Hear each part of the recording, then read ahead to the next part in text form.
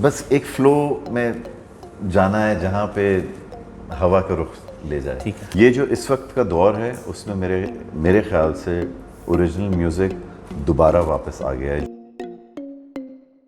फिर मिलेंगे आपका स्ट्रिंग्स के बाद पहला गाना है, तो ये आपने क्या स्ट्रिंग्स के लिए गाया है या पब्लिक के लिए गाया है? नहीं, ये तो आपने बड़ा इंटरेस्टिंग सवाल पूछा, क्योंकि वो गाना ऐसा ही टर्न आउट हो गया कि वो लगता है कि फिर मिलेंगे क्या ये स्ट्रिंग्स के लिए। बट आई गेस ये एक कोइंसिडेंट था, और स्ट्रिंग्स के एक साल बाद, because we announced on 25th of March 2021 कि अब स्ट्रिंग्स कंक्लूड हो गया है, और सरप्राइजिंगली ये 22 मार्च 2022 को रिलीज़ हुआ। I think share coincident. अच्छा, तो ये बताएं फ़र्क क्या लगा इतने अरसे के बाद आपने एक सोलो गाना किया, अकेले किया? आई थिंक स्ट्रिंग्स में क्योंकि आपका अपना बैंड है, आप अपने लिए म्यूज़िक करते हैं, तो एक बड़ा कंफर्ट लेवल होता है। आप अपने आप को उतना ही स्ट्रेच करते हैं जितनी आपकी कैपेसिटी होती है। आप गाने भी जो हैं अगर बन रहे होते हैं तो वो आप ही के जो सिंगिंग स्टाइल है उसको मद्देनज़र रख के, क्योंकि आप उसी जोन में चीज़ें क्रिएट कर रहे होते हैं।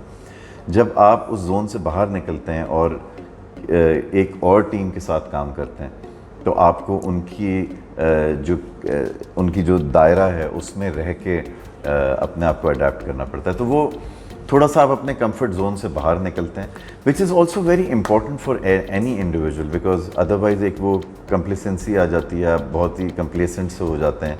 बहुत से लोगों का ख्याल है कि ये जो ओरिजिनल गाने लाने का आइडिया है कोक स्टूडियो का, ये बहुत ही कमाल है और इसी तरह होना चाहिए, जबकि इससे पहले कोक स्टूडियो हमेशा कवर्स करता था। पाकिस्तान की म्यूज़िक के सिनेरियो में आप इसको कैसे देखते हैं? आई थिंक बड़े इंटरेस्टिंग टाइम है ये, और ये जो इस वक्त का दौर है उसमें मेरे ख्याल से ओरिजिनल म्यूज़िक दोबारा वापस आ गया है, जो कि आज से कुछ अरसे पहले ओरिजिनल म्यूज़िक थोड़ा फेड हो गया था। ये एक साइकिल है जो दुनिया भर में ये चलती है। ओरिजिनल का दौर आता है, उसके बाद कवर्स उसको ओवरशैडो करने लगते हैं। 90s अगर आप देखें तो अगेन ओरिजिनल म्यूज़िक का दौर था, 2000 ओरिजिनल म्यूज़िक का दौर था, उसके बाद 2010 से कवर्स जो हैं वो ज़्यादा होने लगे। Now again the time is कि ओरिजिनल म्यूज़िक हैं, जितने भी यंगर टैलेंट है वो सब अपने ओरिजिनल म्यूज़िक कर रहे हैं, वो ज़्यादा कवर्स नहीं करते। तो उसी की अक्कासी आपको नज़र भी आएगी, जो म्यूज़िक प्रोग्राम्स हैं उसमें भी ओरिजिनल म्यूज़िक होने लगा, which is great, which is so nice to see कि जो म्यूजिशियंस हैं अब वो सब अपने नए ओरिजिनल गाने बना रहे हैं। That's wonderful. ये जो कमर्शलाइजेशन ऑफ म्यूज़िक हुई है, इसमें बहुत सारी ब्रांड्स ने अपने म्यूज़िक प्रोग्राम शुरू किए हैं, इससे जो मौसीकी है उसको नुकसान पहुंच रहा है। अदाकारों से गाने गवा दिए, ये कर दिया, और जो असल गाने वाले हैं वो पीछे हैं। आई पर्सनली फील कि आजकल के दौर में ब्रांड्स की इन्वॉल्वमेंट ज़रूरी है, बिकॉज़ ठीक है, गाना बनाना आसान हो गया है, गाना रिकॉर्ड करना आसान हो गया है, बिकॉज़ अब टेक्नोलॉजी इतनी आगे बढ़ गई है कि कंप्यूटर पे हर म्यूज़िशियन जो है वो अपने घर पे बैठा गाना रिकॉर्ड कर सकता है, बना सकता है। लेकिन गाने को डिस्ट्रीब्यूट करना जो है वो भी चैलेंजिंग हो गया, बिकॉज़ आप गाना यूट्यूब पे तो डाल देते हैं, लेकिन यूट्यूब से गाना इतनी आसानी से उतना फैलता नहीं है जब तक कि जो कॉर्पोरेट्स हैं वो उसमें थोड़ा सा फंड्स पंप इन करें। तो कॉर्पोरेट्स का इन्वॉल्व होना ज़रूरी है, और कॉर्पोरेट्स का क्रिएटिव इन्वॉल्वमेंट जो है वो नहीं होनी चाहिए। तो जिस तरह अगर हमारा एक्सपीरियंस रहा कोक स्टूडियो के साथ, उसमें कॉर्पोरेट की क्रिएटिव इन्वॉल्वमेंट नहीं थी, विच वॉज परफेक्टली फाइन। और अगर दूसरे ब्रांड्स अपना म्यूज़िक प्रोग्राम कर रहे हैं और उनकी क्रिएटिव इन्वॉल्वमेंट नहीं है, तो I think it's perfectly fine. जहाँ तक अदाकारों के गाने की बात है, तो अगर कोई अदाकार अच्छा गाता है सो व्हाई नॉट। नहीं, मैं सर मुख्तसरी वैसे जानते कि ये जो डिजिटल मास्किंग, ऑटो ट्यूनिंग से लोग सिंगर बनने में, इसके बारे में खासकर पूछ रहा था। देखें, ऑटो ट्यूनिंग एक ऐसा गैजेट है जो कि है, ठीक है।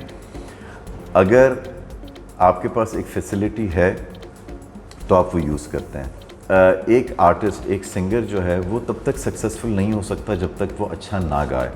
क्योंकि आपने गाना तो रिकॉर्ड कर दिया, चलें उसमें आपने ऑटो ट्यून कर भी दिया, लेकिन गाने की जर्नी यहाँ पे ख़त्म नहीं होती, ये तो शुरुआत है। उसके बाद जब आप लाइव परफॉर्मेंस के लिए जाते हैं, you have to sing without auto tune. So I think recording में लोग ट्यूनर इसलिए भी इस्तेमाल करते हैं कि ठीक है बिल्कुल ही क्रिस्प परफॉर्मेंस नज़र आए, but at the end of the day आप स्टेज पे जाएंगे तो you have to sing without tuner और विदाउट एनी गैजेट। तो जो अच्छे लोग हैं, जो अच्छा गाते हैं, जो रीज़नेबल गाते हैं, वही आगे आएंगे, बाकी नहीं आ पाएंगे। स्ट्रिंग्स आप लोगों ने अनाउंस किया कि अब ख़त्म कर दिया और आगे बढ़ेंगे, तो सर क्यों किया? तो मैं भी अपने आप को स्ट्रिंग से ही जानता हूँ, मेरी भी पहचान स्ट्रिंग्स ही है, लेकिन मैं इस चीज़ में बिलीव करता हूँ कि हर अच्छी चीज़ का एक वक्त होता है और हर एक अच्छी चीज़ का एक इख्तिताम होता है, और आई थिंक हमने वो बड़ा सोच समझ के इस चीज़ का फ़ैसला किया। दुख तो हमें भी बहुत हुआ, हम दोनों को बहुत दुख हुआ, क्योंकि स्ट्रिंग्स हमें दिल से बहुत ही करीब था, हमारी पहचान थी, लेकिन एक अच्छी चीज़ का एक वक्त होता है, और हमने ये रियलाइज़ किया कि this is the right time that we say goodbye to strings and we just carry on with our own journey no matter what we do. तो स्ट्रिंग्स तो पहले भी कई दफ़ा ख़त्म हुआ, फिर रिवाइव हुआ, तो अभी कुछ इम्कानात हैं? पहले भी जब हमने स्ट्रिंग्स का ब्रेक लिया था 92 में, वी नेवर न्यू कि हम वापस आएंगे तो कब आएंगे। So we don't know, but see at that time we were 20 years old and now we are 50 years old. तो वक्त बहुत अलग है। 20 साल की उम्र में जब हमने स्ट्रिंग्स का ब्रेक लिया था, हम वापस आ गए। अब 50 साल की उम्र में स्ट्रिंग्स के ब्रेक के बाद इट्स वेरी डिफ़िकल्ट टू से कि हम वापस आएंगे नहीं आएंगे। आप लोगों ने स्पाइडरमैन 2 का म्यूज़िक दिया था हॉलीवुड के लिए, जो जिसका हिंदी वर्जन जो था, उसके बाद फिर हमने कभी किसी और जगह देखा नहीं। स्पाइडरमैन के बाद वी डिड 2-3 इंडियन फिल्म्स में हमने गाने किए थे। एक जिंदा फिल्म थी, उसमें ये है मेरी कहानी, फिर एक शूट आउट एट लोखंडवाला थी, उसमें आखिरी अलविदा एक गाना था, फिर फिल्म थी पाकिस्तानी मूर, उसका साउंड ट्रैक हमने किया था। तो वक्फन थोड़ा बहुत फिल्मी म्यूज़िक हमने किया, बट हम इवेंचुअली एक पॉप बैंड थे जो कि एक परफॉर्मिंग आर्टिस्ट होता है, जो कि स्टेज पे जाके परफॉर्म करता है, that was our main forte. तो हमने हमेशा फोकस उसी पे रखा और फिल्म म्यूज़िक हमने कम ही रखी। सर, जो पाकिस्तान में जदीद मौसीकी के मसाइल हैं, आपके ख्याल में कि स्पॉटिफाई जो डिजिटल दौर के मसाइल हैं, स्पॉटिफाई उनका हल है? एब्सोल्युटली, बिकॉज अब म्यूज़िशियन के लिए एक प्लेटफॉर्म है जहाँ पे बग़ैर किसी सोर्स के, बग़ैर किसी जान पहचान के, बग़ैर किसी पैसे या इन्वेस्टमेंट के they can release their music. Audience को बस एक बार इस चीज़ को रियलाइज़ करना है कि ये जो म्यूज़िक स्ट्रीम साइट्स हैं, this is the ultimate place to discover music. अच्छा सर, बिल्कुल क्विकली 2-3 चीज़ें। रैप म्यूज़िक जो कि आपने अभी यंग स्टैंडर्ड के साथ किया है, रैप म्यूज़िक के बारे में एक राय आई है बड़ी स्ट्रॉन्ग कि जी ये जो गैर मराहत याफ्ता तबका है उसको ही करना चाहिए, उन तक करना चाहिए, उनका म्यूज़िक है।